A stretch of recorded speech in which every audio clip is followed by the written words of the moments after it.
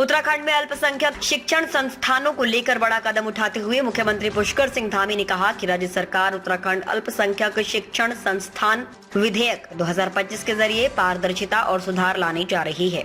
CM Dhami के अनुसार हमारा प्रयास है कि शिक्षा सभी तक पहुंचे, चाहे वे सिख हो, जैन हो, अरबी या फारसी भाषा से जुड़े हों या बौद्ध समुदाय से।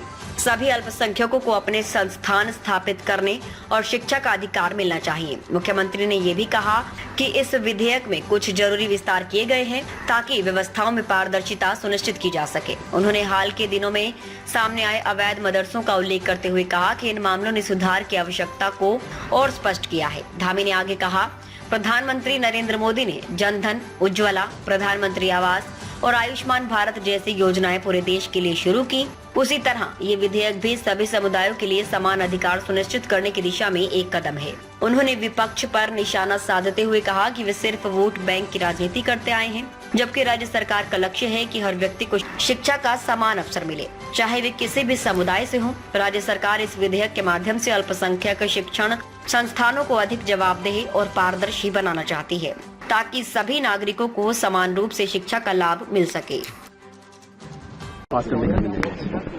देखिए, इसमें हम पारदर्शिता लाना चाहते हैं, सभी को शिक्षा मिले। अल्पसंख्यक समुदाय में हमारे सिख, जैन, अरबी, फारसी, बौद्ध सभी लोग जो है अल्पसंख्यक के अंतर्गत आते हैं। उनके संस्थान खुलने चाहिए, उनको भी शिक्षा का अधिकार है। इसको हमने थोड़ा विस्तार दिया है और पारदर्शिता है। पिछले दिनों आपने देखा होगा बहुत सारे ऐसे अवैध रूप से चलने वाले मदरसे के प्रकरण भी सामने आए हैं और बच्चों को एक अच्छी क्वालिटी एजुकेशन मिले, अच्छी एजुकेशन मिले और शिक्षा सभी का अधिकार है। जैसे जन धन, उज्ज्वला योजना, प्रधानमंत्री आवास योजना, आयुष्मान भारत योजना, आदरणीय प्रधानमंत्री जी ने सभी के लिए, देश के अंदर रहने वाले सभी लोगों के लिए ये योजना देश को समर्पित की। उसी प्रकार से हमारा ये अल्पसंख्यक सुधार के क्षेत्र में ये विधेयक भी हमारा काम करेगा। विपक्ष का आरोप है कि मदरसों पर प्रहार किया जाएगा। देखिए, वोट बैंक की राजनीति विपक्ष हमेशा से करता रहा है। हमारा उद्देश्य है सबको शिक्षा का अधिकार मिलना चाहिए, सभी को समान अधिकार होने चाहिए। कल से सत्र शुरू होने जा रहा है।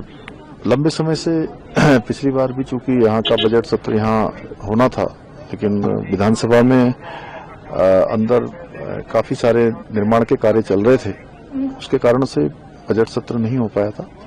अब ये सत्र हमारा, जिसमें अनुपूरक बजट समेत अनेक विधेयक आएंगे और जन सरोकार के मुद्दे हैं, उन सभी पर चर्चा होगी। हमारा सबसे अनुरोध है कि सभी मिलजुल कर, पक्ष विपक्ष, हम उत्तराखंड को आगे बढ़ाने के लिए जनता की समस्याएं, वर्तमान की चुनौतियां, उन सभी पर आपस में मिलजुल कर चर्चा करेंगे और जो भी एक सौहार्दपूर्ण हो सकता है उसके अनुरूप ये सत्र चले, ऐसा मेरी सबसे अपेक्षा भी है।